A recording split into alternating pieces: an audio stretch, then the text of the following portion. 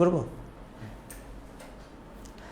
শুভ অপরাহ্ন প্রিয় শিক্ষার্থীবৃন্দ, আশা করি তোমরা প্রত্যেকেই ভালো আছো এবং তোমাদের সুস্থতা কামনা করে আমার আজকের ক্লাসটি শুরু করতে চাই।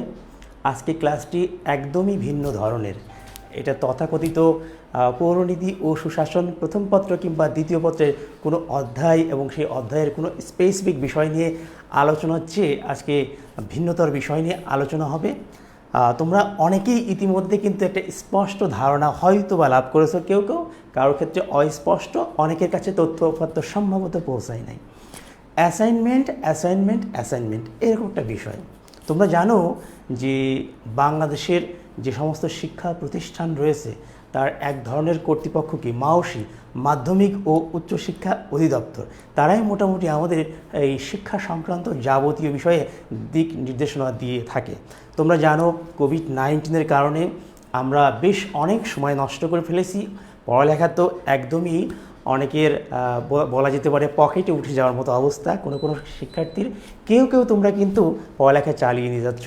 তো তোমাদের পড়ালেখাটাকে কন্টিনিউ করা, পরীক্ষার জন্য এক ধরনের প্রস্তুতি করানো, তোমাদের সেই সমস্ত বিষয়ে কিন্তু আমাদের মাননীয় প্রধানমন্ত্রী, শিক্ষা মন্ত্রণালয়, শিক্ষামন্ত্রী এবং আমরা যারা তোমাদের অভিভাবক আছি সবাই খুব উদ্বিগ্ন। সেই উদ্বিগ্নতার জায়গা থেকেই কিন্তু গতকাল মাধ্যমিক ও উচ্চশিক্ষা অধিদপ্তর মাওসি একটা নির্দেশনা দিয়েছে। সেটা হলো যে তোমাদের জন্য অ্যাসাইনমেন্ট প্রক্রিয়া, হ্যাঁ, অর্থাৎ এই সপ্তাহ থেকে, অর্থাৎ আজকে থেকে আগামী 30 সপ্তাহে তোমাদেরকে প্রতি সপ্তাহে 2টি করে অ্যাসাইনমেন্ট দেওয়া হবে, অর্থাৎ 60টি অ্যাসাইনমেন্ট। এটা কিন্তু একটা বিষয়ের জন্য 60টি অ্যাসাইনমেন্ট না। যেমন কোনো কোনো সাবজেক্টের জন্য পুরা 30 সপ্তাহের মধ্যে 10টা অ্যাসাইনমেন্ট, যেমন বাংলায় 10টা অ্যাসাইনমেন্ট, ইংরেজিতে 10টা অ্যাসাইনমেন্ট, আবার আইসিটিতে 4টা অ্যাসাইনমেন্ট, আর আমার সাবজেক্টে পৌরনীতি ও সুশাসনে 10টা অ্যাসাইনমেন্ট। যেটা কি হয়েছে, এটা কাজের জন্য। এখন যারা তোমরা একাদশ শ্রেণী অর্থাৎ 2002 সালে তোমরা যারা এইচএসসি পরীক্ষার্থী, তোমাদেরকে এইভাবে রেডি করানো। এখন কোন কোন অধ্যায়গুলো এই অ্যাসাইনমেন্টের মধ্যে আসবে, ইতিপূর্বে মাওসি কিন্তু আরেকটা বিজ্ঞপ্তিও দিয়েছিল। আমরা সেটা আমাদের কলেজের ফেসবুক পেজে তোমাদেরকে প্রোভাইড করেছি যে কোন কোন বিষয়গুলো এই 2022 সালে যে সমস্ত শিক্ষার্থী এইচএসসি পরীক্ষা দিবে তাদের কোন কোন অধ্যায়গুলোর উপরে প্রস্তুতি নিতে হবে। সেখানে একটা সংক্ষিপ্ত সিলেবাস মাওসি কিন্তু প্রকাশ করেছে। তো তারই ধারাবাহিকতায় মাওসি কর্তৃক আদেশিত হয়ে আমরা কিন্তু এই বিষয় উপস্থাপন করছি আজকে। তোমরা ইতিমধ্যেই কলেজের যে ফেসবুক পেজ সেখানে নোটিশ দেখতে পেয়েছো যে অ্যাসাইনমেন্ট করতে হবে কোন কোন বিষয়ের। হ্যাঁ, গুচ্ছ আকারে দিয়েছে। সব বিষয়ের অ্যাসাইনমেন্ট একবারে দেয়নি। একবারে যদি সব বিষয়ের অ্যাসাইনমেন্ট এক সপ্তাহে দিত, তোমাদের উপর বিশাল চাপ হয়ে যেত, এটা অসম্ভব একটা ব্যাপার হয়ে দাঁড়াতো। এই জন্য মাওসি অত্যন্ত সুপরিকল্পনার সহিত এই বিষয়টি উপস্থাপন করেছে যে হলো প্রতি সপ্তাহেই মোটামুটি 2টি বিষয়ের অ্যাসাইনমেন্ট থাকবে প্রত্যেকটা শিক্ষার্থীর ক্ষেত্রে।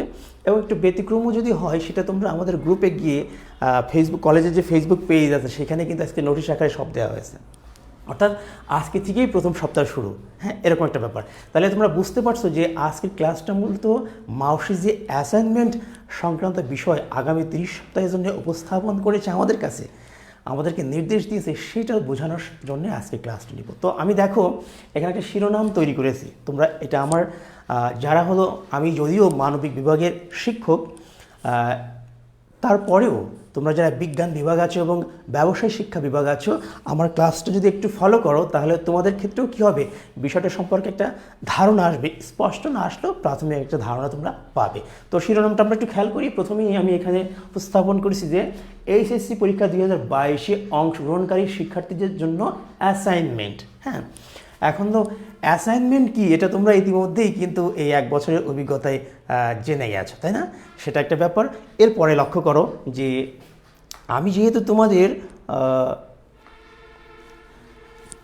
তোমাদের পৌরনীতি ও সুশাসন পড়াই, তো সেখানে আমি জানি না ভালো দেখা যাচ্ছে কি না, তারপর আমি বলি তোমরা স্পষ্ট হতে পারবে আর কি। আমি পৌরনীতি ও সুশাসনের যে অ্যাসাইনমেন্টের প্রথম সপ্তাহের প্রক্রিয়াটা সেটা নিয়ে একটু বলি। যেমন পৌরনীতি ও সুশাসন প্রথম পত্রের জন্য অ্যাসাইনমেন্ট দিয়েছে এই প্রথম সপ্তাহের, সেটা হলো প্রথম অধ্যায় থেকে দিয়েছে। কী বিষয়ে শিরোনাম? প্রথম অধ্যায়ের শিরোনাম হলো পৌরনীতি ও সুশাসন পরিস্থিতি। আচ্ছা, অ্যাসাইনমেন্ট, এটা প্রথম সপ্তাহের অ্যাসাইনমেন্ট। আচ্ছা, জমাদান করতে হবে কি? জমাদান এটা হলো যে এইভাবে মাওসি বলেছে যে 1 সপ্তাহের মধ্যে।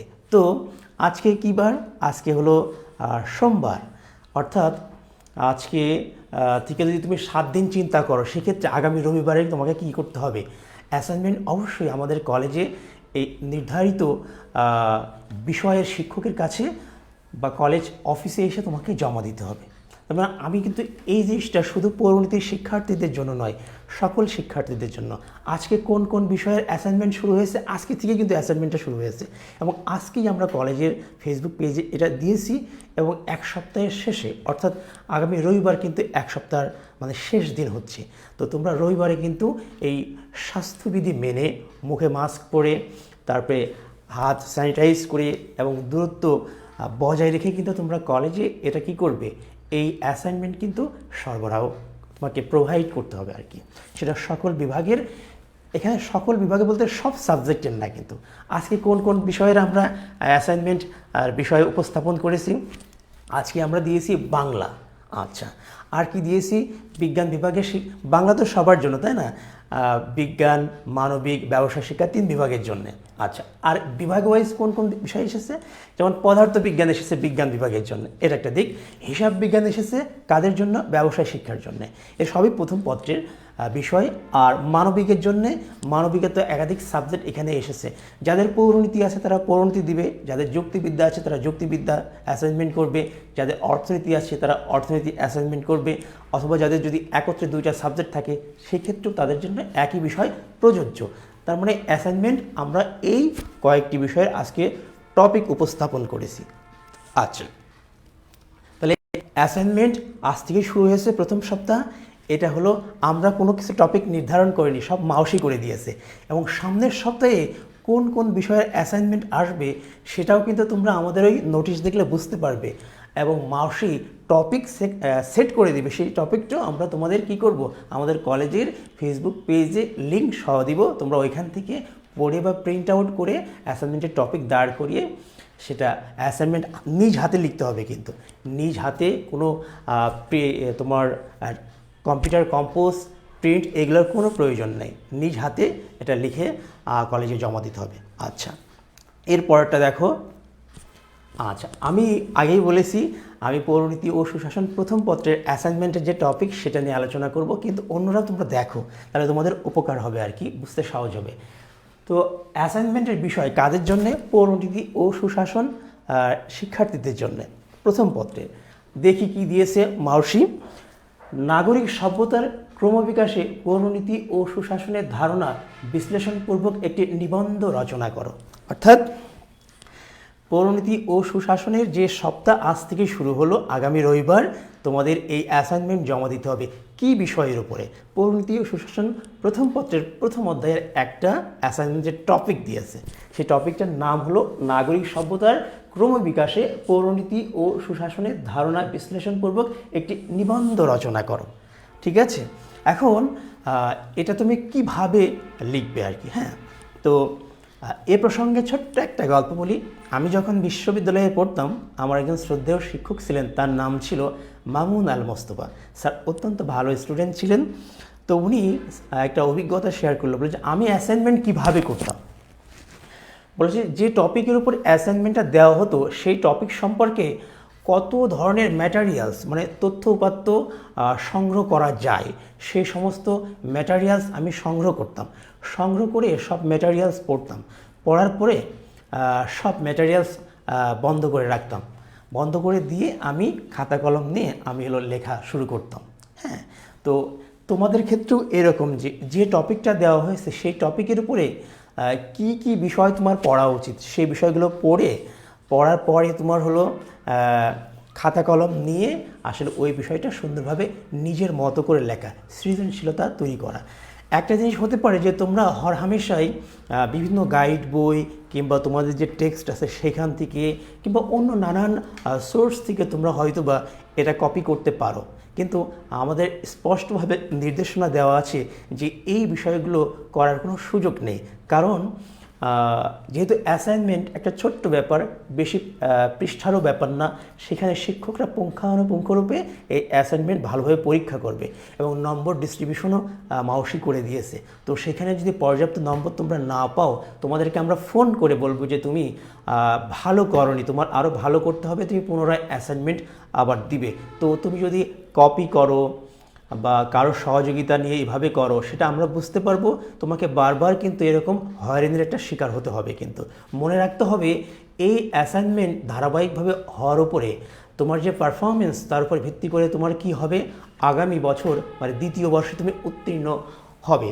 বলা যায় না যদি কোভিড এভাবে অব্যাহত থাকে, এটার উপরে ভিত্তি করে হয়তোবা, আমি দায়িত্ব নিয়ে বলছি না, হয়তোবা বলছি, এটার উপরে এমন হতে পারে যে এইচএসসি তোমাদের যে পরীক্ষা সেটার উপরে মার্কিংও করা হতে পারে। আমি ধারণা বশত বলছি, হবেই তা না, এটা আমি দায়িত্ব নিয়ে বলছি না, কিন্তু একটা ধারণা থেকে বলছি। কাজে এই বিষয় নিয়ে তোমাদের সিরিয়াস হওয়াটা অত্যন্ত জরুরি একটি বিষয়। তাহলে অ্যাসাইনমেন্ট, কিভাবে অ্যাসাইনমেন্টের টপিকগুলো পড়তে হয়, যে শিরোনাম থাকে সেই শিরোনামের কি কি বিষয় পড়তে হয় আগে চিন্তা করতে হয়। চিন্তা করে সেগুলো পুরোদস্তুর পড়ার পরে তারপরে খাতা কলম নিয়ে ওই বিষয়ে সুন্দরভাবে বইয়ের সহযোগিতা তো তুমি নিবেই, কিন্তু নিজের মতামতগুলো দিবে। অ্যাসাইনমেন্টের নিজের চিন্তা কিন্তু বেশি ফোকাসড হয় এবং সেইখানে যে যত চিন্তাশীল এবং সৃজনশীল লেখা সংযুক্ত করতে পারবে তার কিন্তু নম্বর প্রাপ্তি তত বেশি হবে। যারা কপি করবে, হুবহু লিখবে, সেখানে কিন্তু নম্বর পাওয়া খুব মুশকিল হবে, তাই না? কারণ অ্যাসাইনমেন্ট মানে তো হুবহু তুমি দেখে মুখস্থ করে লেখার কোনো কিছু নেই, নিজস্ব মতামতের গুরুত্ব এখানে বেশি উপস্থাপিত হয়। আচ্ছা, এরপরে আমি যাই। এইবার পূর্বের যে টপিকটা আমরা দেখলাম যে নাগরিক সভ্যতার ক্রমবিকাশের পৌরনীতি ও সুশাসনের উপরে যে একটা নিবন্ধ লিখতে বলেছে, এই নিবন্ধের মধ্যে কি কি বিষয় উপস্থাপন করতে হবে সেটা আমি বলে দিচ্ছি না, এটাও মাউসি সিলেক্ট করে দিয়েছে যে কি কি বিষয় এই অ্যাসাইনমেন্টের টপিকের মধ্যে আসতে পারে। আমি যেভাবে শিরোনামটা দাঁড় করিয়েছি যে বিষয়গুলো নিবন্ধে উপস্থাপন করতে হবে। আচ্ছা, তোমরা এই অ্যাসাইনমেন্টের মধ্যে এই বিষয়গুলো আমরা এইভাবে একটু মুভ করি, তাহলে বিষয়টা বুঝতে পারবো। পৌরনীতি ও সুশাসনের ধারণা। আচ্ছা, প্রথমেই তোমার এই অ্যাসাইনমেন্টে পৌরনীতি ও সুশাসন সম্পর্কে কি বুঝতে পারো তুমি, সেটা কিন্তু উপস্থাপন করতে পারবে তোমরা। অর্থাৎ এখানে তোমরা কোনো লেখকের কোনো কোটেশন উপস্থাপন করো, কোনো সমস্যা নাই, কিন্তু নিঃসন্দেহে তুমি কি বুঝেছো নিজের ভাষায় পৌরনীতি ও সুশাসন সম্পর্কে কিন্তু ধারণা দিবে। আমরা কিন্তু সেই জিনিসটা বেশি ফোকাসড করব, কারণ কোন রাইটার কি বলেছে সেটা তো বইয়ে তো তোমরা দেখে লিখতেই পারো, তাই না? কিন্তু তুমি কি বুঝেছো পৌরনীতি ও সুশাসন সম্পর্কে, সেই ধারণাটা অ্যাসাইনমেন্টের প্রাথমিক দিকে থাকবে। দ্বিতীয় ধাপে যেটা থাকবে, পৌরনীতি ও সুশাসনের পরিধি। আচ্ছা, অর্থাৎ এই যে পৌরনীতি এবং সুশাসন কত বিস্তৃত, কি কি বিষয় নিয়ে আলোচনা করে এবং কি কি বিষয় নিয়ে আলোচনা করে না, সেই ক্ষেত্রে তোমার সৃজনশীলতা, তোমার দক্ষতা, তোমার এফিসিয়েন্সি কিন্তু এখানে প্রকাশ করতে হবে। বই পুস্তক তুমি একাধিক পড়ো, তুমি নেটের বিভিন্ন সোর্স খোঁজ করে পড়ো, সেটা কোনো সমস্যা নাই, সেটা আরও ভালো শক্তিশালী তোমার জন্য এটা কি হতে পারে, ম্যাটেরিয়ালস হতে পারে। আচ্ছা, পরিধি উপস্থাপন করি। এরপর আসো সুশাসনের বৈশিষ্ট্য। আচ্ছা, আমরা তো সবসময় সুশাসন সুশাসন সুশাসন বলি, রেডিও, টেলিভিশন, পত্রিকা, অনলাইন যে কোনো প্ল্যাটফর্ম এবং বই পুস্তক এবং হরহামেশাই বিভিন্ন সেমিনার, সিম্পোজিয়ামে কিন্তু এই সুশাসন নিয়ে কথা হয়। কিন্তু সুশাসনের যে বৈশিষ্ট্যগুলো রয়েছে সেই বৈশিষ্ট্যগুলো তুমি উপস্থাপন করো। উপস্থাপন করার পরে এমন হয় না যে মানে ব্যতিক্রম টাইপের কিছু পয়েন্ট তুমি উপস্থাপন করো, বৈশিষ্ট্য উপস্থাপন করো, হ্যাঁ, এবং সেই কোনো একটা স্পেশাল পয়েন্টে তুমি নিজের মতামত দাও, ডিবেট করো নিজের সাথে নিজে, মানে এইটা কেন হচ্ছে, এটা এই হওয়া উচিত ছিল, ওই হওয়া উচিত ছিল, অমুক এই সম্পর্কে এই কথা বলেছে, তার কথাটাকে আমি যদি ধরি এটা ঠিক, বা তথ্য উপাদায় তুমি সেটা মিথ্যে প্রমাণ করো বা সত্য প্রমাণ করো, হ্যাঁ, এইভাবে নিজের যুক্তিগুলো কিন্তু উপস্থাপন করবে এই সুশাসন বৈশিষ্ট্যের মধ্যে। আচ্ছা, চতুর্থ বিষয় হচ্ছে পৌরনীতি ও সুশাসনের ক্রমবিকাশ। তো স্বাভাবিকভাবে ক্রমবিকাশ বিষয়টা কি, এটা কিন্তু তোমার অ্যাসাইনমেন্টের এই আলোচনার মধ্যে নিয়ে আসতে হবে। ক্রমবিকাশ বলতে কি বোঝায়, হ্যাঁ, সেই জিনিসটা নিয়ে আসতে হবে। এবং পৌরনীতি ও সুশাসন কিভাবে বিকশিত হয়েছে, ক্রমান্বয়ে যে বিকশিত হয়েছে, সেই ধারাবাহিকতা কিন্তু তোমার এই আলোচনার বা এই অ্যাসাইনমেন্টের মধ্যে নিয়ে আসতে হবে। তো হলো তোমার অ্যাসাইনমেন্টের যে টপিক সেই টপিকের মধ্যে কোন কোন স্পেসিফিক বিষয়গুলো তুমি নিয়ে আসবে সেটাও কিন্তু বলে দিয়েছে, অর্থাৎ অনেক বিষয়ই বলে দিয়েছে। তার মানে তোমাদের মনে হতে পারে যে স্যার সব বিষয় বলে দেওয়া হচ্ছে, তাহলে এখানে আমার সৃজনশীলতার জায়গা কোথায়? এইখানটাতেই তো তোমার সৃজনশীলতার জায়গা। একটা জিনিস আমরা বিশ্ববিদ্যালয় লেভেলে অনেক সময় এমনভাবে পড়েছি যে সেখানে আমাদের টিচাররা ক্লাস টেস্ট নিতে আসতেন, বলতেন যে ওপেন বুক এক্সাম। হ্যাঁ, অর্থাৎ আমরা বই পুস্তক নিয়ে কিন্তু পরীক্ষা দিতে পারতাম, বিভিন্ন বই, মোবাইল ডিভাইস, ল্যাপটপ নিয়ে এসে পরীক্ষা দিতাম এবং স্যার হলো আমাদের টপিক সেট করতে যে এই বিষয়ে তোমরা লেখো। খুব মজার ব্যাপার, আমরা বই পুস্তক দেখে আমাদের অনেক বন্ধু বা অনেক শিক্ষার্থী কিন্তু ফেল করতো কিন্তু। তো সেখানে কি জন্য তারা ফেল করতো?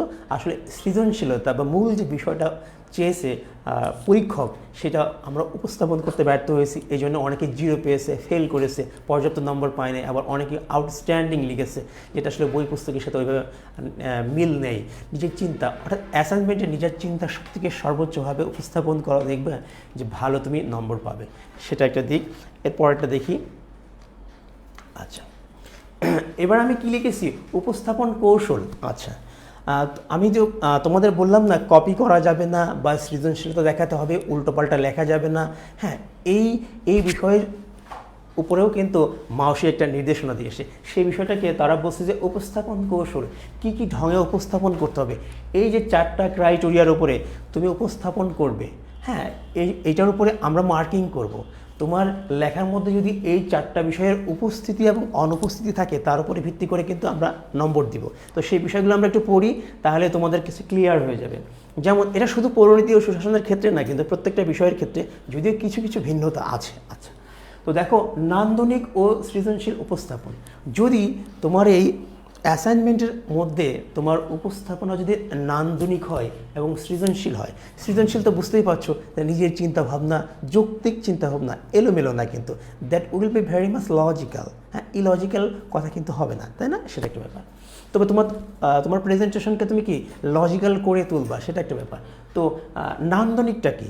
তোমার উপস্থাপনটা সাজানো গোছানোর ব্যাপার আছে না, সেন্টেন্স মেকিং থেকে শুরু করে কোন শব্দটা তুমি ব্যবহার করতেছো, কোন জায়গা থেকে লেখা শুরু করছো, হ্যাঁ, সেই বিষয়গুলোও কিন্তু কি এই নান্দনিকতার মধ্যে পড়ে।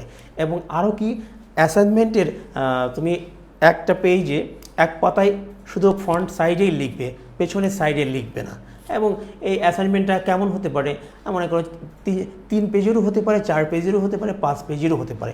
তোমার পরিপূর্ণ তোমার চিন্তাধারা যুক্ত করার জন্য যে কয়েক পৃষ্ঠা লাগবে, পেজ বা পাতা লাগবে, তুমি সেটা যে সংযুক্ত করতে পারো। হ্যাঁ, তবে এলোমেলো লেখার সুযোগ নাই, সৃজনশীলতা দেখাতে হবে তোমাকে।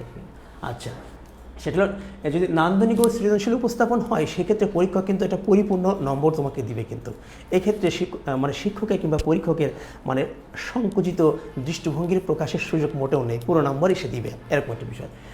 দ্বিতীয়ত, অধিকাংশ লিখেছ তবে সৃজনশীল নয়। অর্থাৎ তোমার যে অ্যাসাইনমেন্টের টপিক এবং সেই টপিকের যে বিষয়গুলো যুক্ত করার কথা, তুমি সবই লিখেছো, কিন্তু তোমার কি নাই, সৃজনশীলতা নাই। সেক্ষেত্রে কিন্তু তুমি পরিপূর্ণ নম্বর পাবে না, নম্বর কমে যাবে। অর্থাৎ প্রথমে যে পুরো নম্বরটা পেতে, তার সাথে তুমি কম পাবে। আচ্ছা, 3 নম্বর বিষয়টি তুমি খেয়াল করো, আংশিক লিখেছো তবে সৃজনশীল নয়।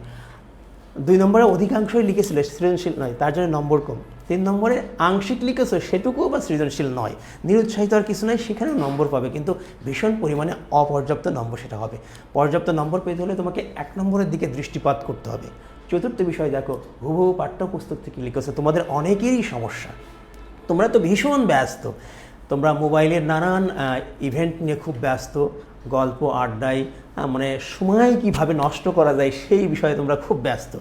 তো সেক্ষেত্রে তোমরা ব্যস্ততার কারণে তোমরা হুবহু পাঠ্যপুস্তক থেকে লিখে ফেলো, কোনো বন্ধুর কাছ থেকে কপি করে ফেলো, রাস্তায় দাঁড়িয়েও অনেককে দেখি যে তোমরা লিখে ফেলছো। হ্যাঁ, এই বিষয়গুলো করা যাবে না। যদি করো, সেক্ষেত্রে কী হবে, তুমি সর্বনিম্ন নম্বরটা পাবে। হ্যাঁ, অর্থাৎ যদি একটা বিষয়ে 4 নম্বর থাকে, তুমি তো হুবহু কপি করো, তাহলে 1 নম্বর পাবে।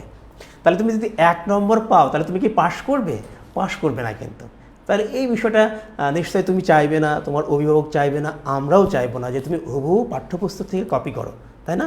খুব ন্যূনতম নম্বর পাবে, যেটা তোমাকে পাশ করতে সহযোগিতা করবে না, তোমার সৃজনশীলতাও আসবে না, লাইফে সেটা কোনো কাজেই লাগবে না। আচ্ছা, এরপরে দেখো নম্বর বন্টন।